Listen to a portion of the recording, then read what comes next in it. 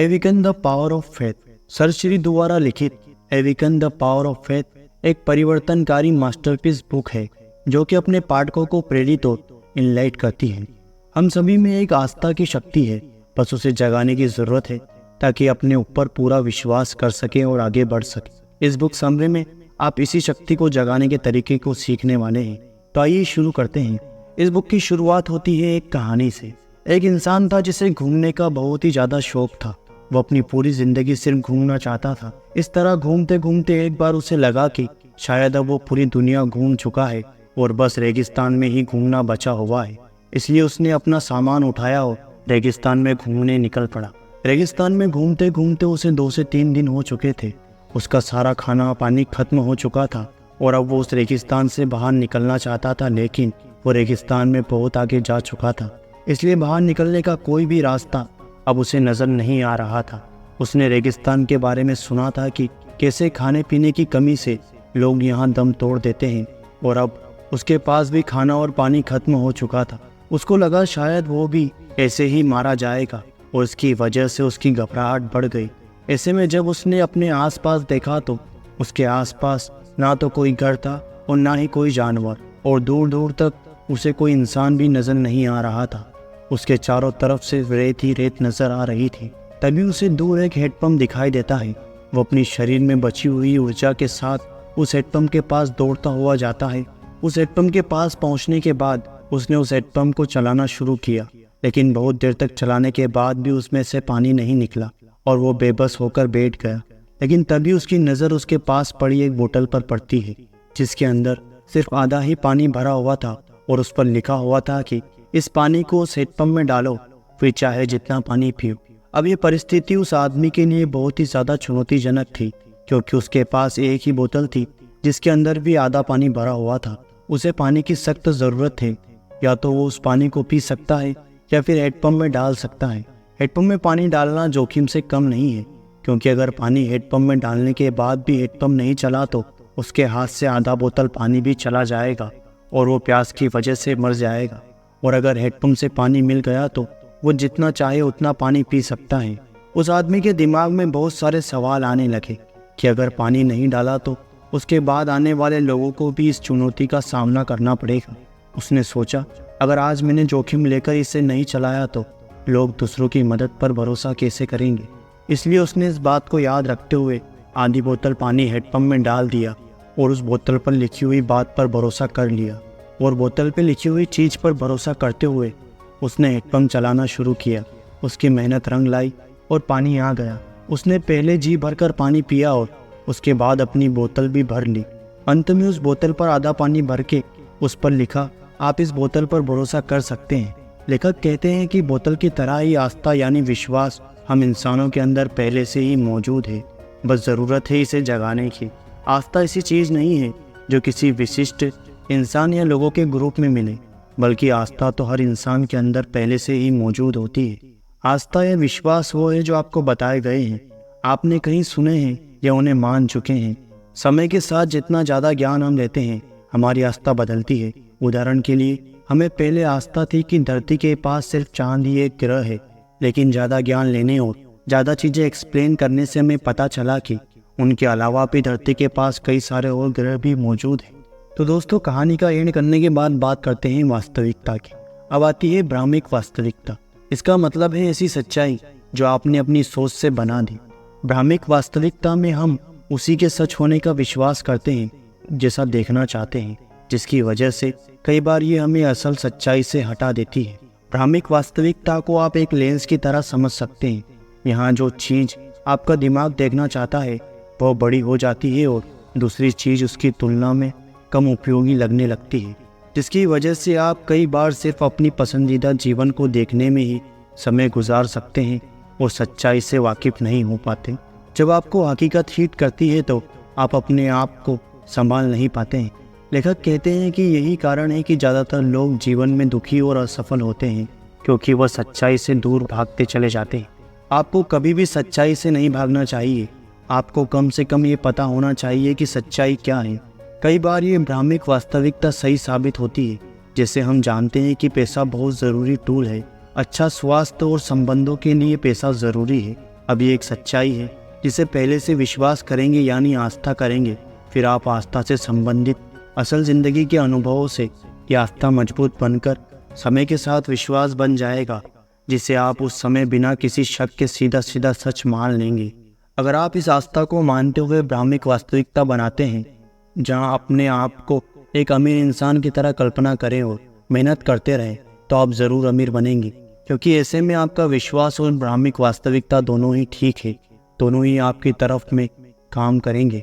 लेकिन अगर आप गलत चीज़ों को विश्वास मान लेते हैं, जैसे कि जीवन में सिर्फ बुरे काम करके ही पैसा कमा सकते हैं या अच्छे काम करके किसी का भला नहीं होता, ये गलत आस्था है।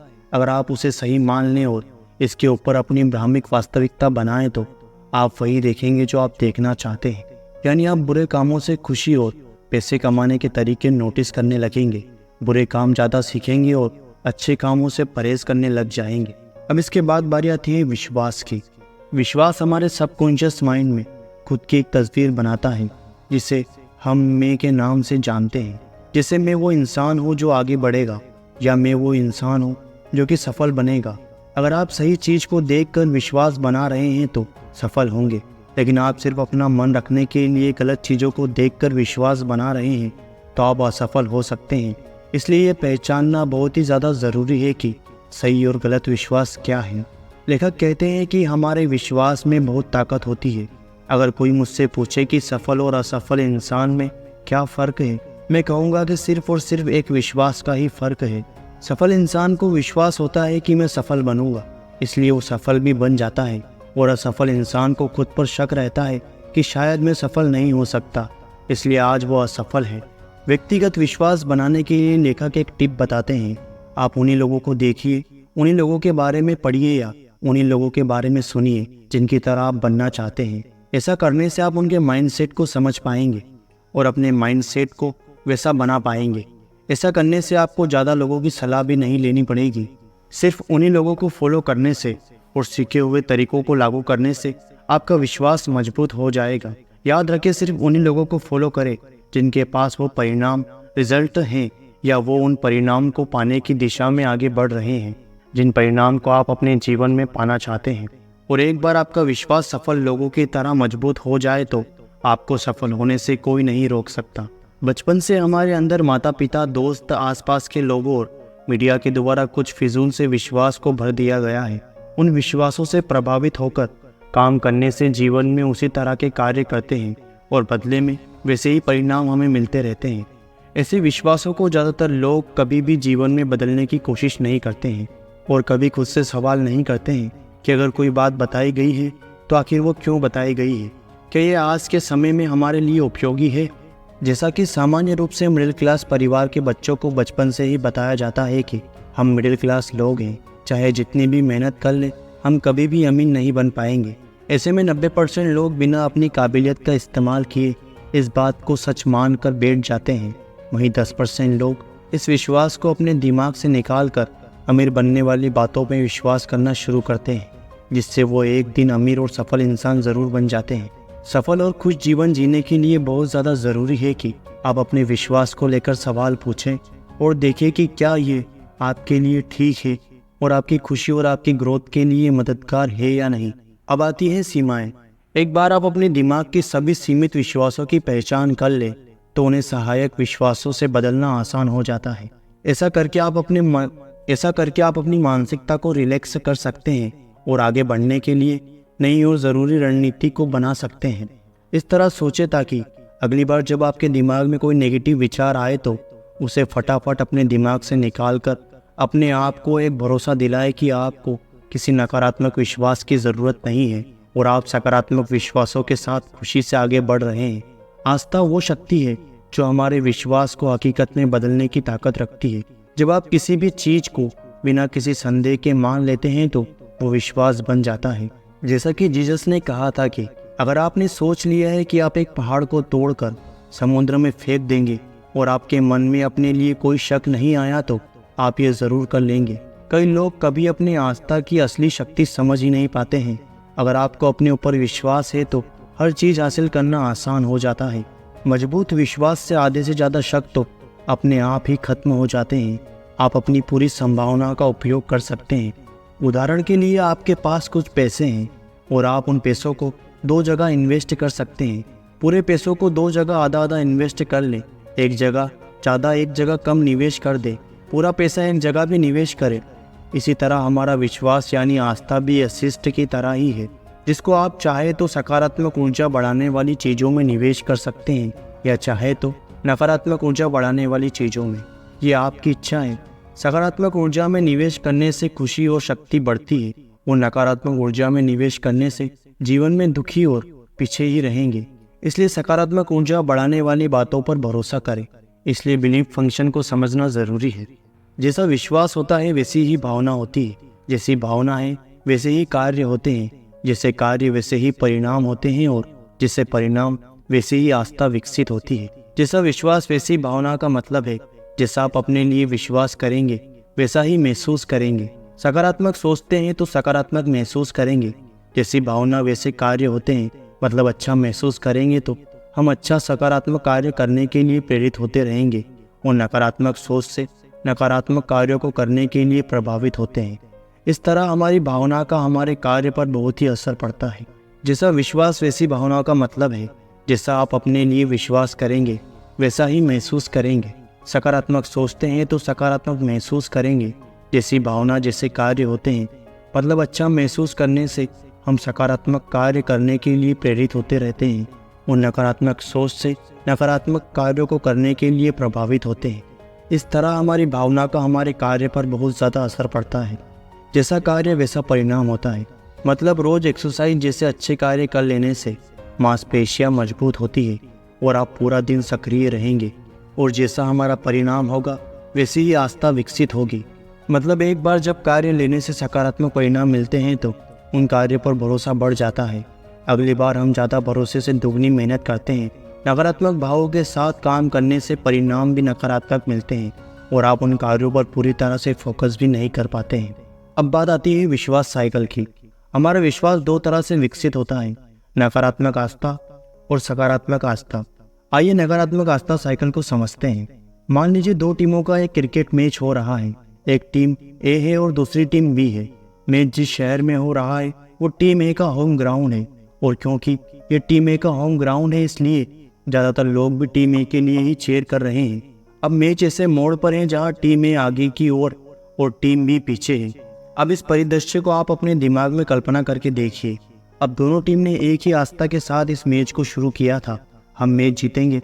लेकिन अब क्योंकि एक टीम आगे निकल चुकी है, इससे दूसरी टीम सोच रही है कि आज हम हार जाएंगे। यही मुख्य शुरुआत है जहाँ पर अब उनको लगने लगता है कि वो हार जाएंगे। अब दूसरी टीम के मन में नकारात्मक आस्था साइकिल की शुरुआत हो गई है, जहां धीरे धीरे उनका मनोबल भी नीचे की ओर जाने लग गया है।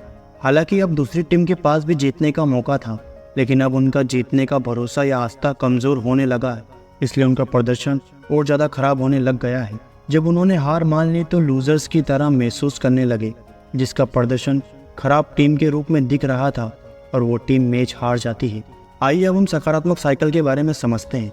अब आप टीम ए के बारे में सोच कर देखिए, जो धीरे धीरे टीम बी पर अपना दबाव बना रही थी और लगातार जीत हासिल कर रही थी, जिससे उनका मनोबल ज़्यादा बढ़ गया है। वो उत्साहित हो गए और ज़्यादा खुशी महसूस करने लगे, जिससे उनकी प्रदर्शन अच्छी होने लगी थी।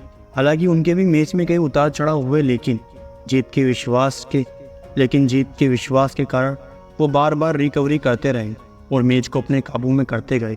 इस तरह से उनका दोबारा विश्वास मजबूत होता गया और उन्होंने प्रेरित मोटिवेशन महसूस किया, सकारात्मक कार्य किए और परिणाम ये हुआ कि वो मैच जीत गए। दोनों टीम्स ने एक ही विश्वास के साथ शुरुआत की थी। वे जीत सकते थे, लेकिन इसके बावजूद भी टीम भी हार गई। इसलिए नहीं क्योंकि आस्था नहीं थी, बल्कि इसलिए क्योंकि उनका आस्था सकारात्मक से नकारात्मक में बदल गई थी। जबकि टीम ए ने पूरे मैच के दौरान अपने जीतने के सकारात्मक विश्वास को बनाए रखा और आखिरकार वो जीत भी गई। हम बचपन से ही जो सुनते हैं, देखते हैं और एक्सपीरियंस करते हैं, वो बातें हमारे फेथ के बीज की तरह बन जाती हैं। हम अपनी भावनाओं और विचारों पर इस हद तक विश्वास करने लगते हैं कि वो हमारी निजी वास्तविकता बन जाते हैं। हर विचार जिससे हम सहमत होते हैं, हर विचार जो हमें सहज लगता है, चाहे अच्छा हो या बुरा, जाने अनजाने हम उस विश्वास के आधार पर ही कदम उठाते हैं। जो बच्चे अपने अभिभावक पेरेंट्स को बिना किसी शर्त के दूसरों की मदद करते हुए देखते हैं, वे बड़े होते हुए जाने अनजाने में खुद के अंदर एक हेल्पिंग नेचर का विकास करते रहते हैं। जब वे ऐसी स्थिति में होते हैं जहां उनके आसपास किसी को मदद की ज़रूरत होती है तो वो फटाफट उनकी मदद कर देते हैं, क्योंकि वो अपने अंदर उस आस्था के बीज के साथ बड़े हुए हैं। उन्होंने अपने अभिभावक को ये कहते हुए सुना है कि आपको लोगों के लिए दयालु और मददगार होना चाहिए। उन्होंने अपने पेरेंट्स को लोगों की मदद करते हुए देखा है, इसलिए वो बड़े होने पर उस आस्था पर शक नहीं करते हैं, बल्कि खुशी खुशी उसे मान लेते हैं। दूसरा उदाहरण ऐसे बच्चों का है जो बच्चे अपने अभिभावकों को आर्थिक रूप से संघर्ष, फाइनेंशियल स्ट्रगल करते हुए देखते हैं। वो बड़े होकर आमतौर पर उनके घर में पैसों को लेकर कमी और बातें की जाती हैं, इसलिए जाने अनजाने में उनके मन में पैसों को लेकर नकारात्मक भाव भर जाते हैं। जैसा कि हमारे आसपास ज़रूरत की चीज़ें नहीं है, जीवन आसान नहीं है, और जैसा कि अपनी मन चाहिए चीज़ों के साथ जीवन जीना आसान नहीं है। ये बातें उनके लिए आस्था का बीज बन जाती है। जब तक वे अपनी उन भावनाओं और विश्वासों को बदलने की कोशिश नहीं करते, तब तक उनके गरीब रहने और ज़िंदगी भर संघर्ष करने की संभावना बनी रहती है। अपनी वास्तविकता से मुक्त होने के लिए उन्हें अपने गरीब रहने वाले विश्वास को बदलकर अमीर बनने वाली बातों में भरोसा करना होगा। ऐसे बच्चे जिनके अभिभावक बहुत अमीर होते हैं, वो इस विश्वास के साथ बड़े होते हैं कि पैसा कमाना आसान है, मनचाहे लक्ष्य को पाने के लिए हमेशा ज़रूरी उपलब्ध साधन होते हैं, आपको बस उन्हें ढूंढ कर इस्तेमाल करने की ज़रूरत होती है। इसी विश्वास की वजह से ऐसे मानसिकता वाले बच्चों के अमीर बनने के मौके ज़्यादा होते हैं। तो इससे सीख ये मिलती है कि पैसा, खुशी और सफलता को लेकर अपने विश्वास की पहचान करें और अपने अंदर इनसे संबंधित सकारात्मक सोच के बीज बोएं। अब बात करते हैं सकारात्मक भावनाओं की। अब तक आपने जाना है कि कैसे आस्था के बीज बोने से फल मिलते हैं, साथ ही अपनी आस्था को पक्का करके लक्ष्य को पाना उतना ही आसान हो जाता है। अब अपने आप से एक सवाल पूछें कि क्या आप अपने जीवन में एक बड़ा बदलाव लाने की कोशिश कर रहे हैं? क्या आप ऐसे परिणाम हासिल करने की कोशिश कर रहे हैं जो आज असंभव या जादुई लग रहे हैं? तो उन्हें हकीकत बनाने के लिए आज से उन्हें पाने वाली बातों में आस्था या भरोसा करना शुरू कर दीजिए। इसे बोएं और इसकी देख रेख करें, इसे मजबूत बनाएं और जल्दी आप अपने जीवन में इसे खिलते हुए देखेंगे। दुनिया में आज तक जो भी बनाया गया है, बनाया जा रहा है और बनाया जाएगा, पहले से ही उसकी इमेजेस बनाने वाले लोगों के दिमाग में आती रहती है। उन्होंने विश्वास के साथ इसकी कल्पना की थी। माइक्रोसॉफ्ट लोगों के सामने बाद में आया, लेकिन बिल गेट्स के मन में पहले ही बन चुका था। इन्हीं लोगों की तरह आपकी कल्पना में भी अपार संभावनाएं छुपी हैं।